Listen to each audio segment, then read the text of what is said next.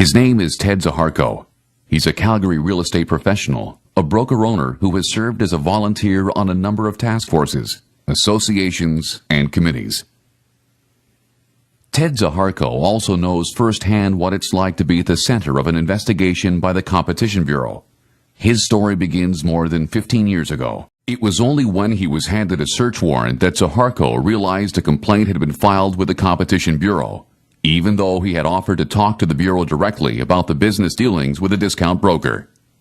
The officers who showed up in his office lobby said there was a choice. The office could close down for a week with everyone sent home, or they could cooperate, keep the business open, but provide access to anything and everything in the office. We didn't know they were investigating us. They were just doing a search warrant, and so they were only in our offices for about a week.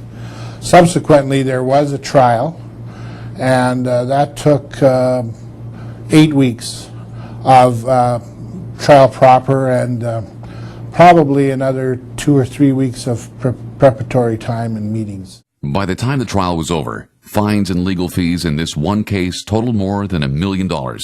Then there were the civil lawsuits that followed.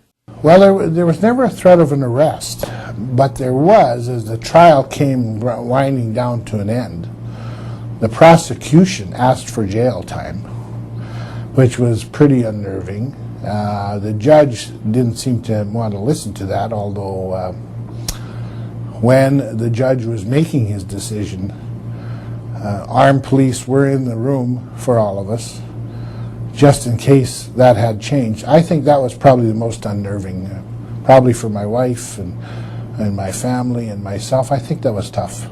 As someone who has gone through a search, the humility of fingerprinting, an 8-week trial, and seen the impact on his family, Ted Zaharko also has words of advice for realtors and brokers alike. If you are discriminating against a discount broker, you are asking for big trouble. And I mean big trouble. If you are ganging up on a member broker, it's almost worse. In fact, I know it's worse because those scenarios were brought forward. And if you're picking your spots and paying buddies one rate and discounters another, not only are you guilty of predatory policy, you will be found out and you will go to trial and you will be found guilty. I think they have to live with the terms and conditions of the Competition Bureau that is set out by the Canadian Real Estate Association and their various boards. I think that they've got to work through those systems. They can't take on any of their own personal feelings because they're going to just run into trouble. And I wouldn't wish that on anybody.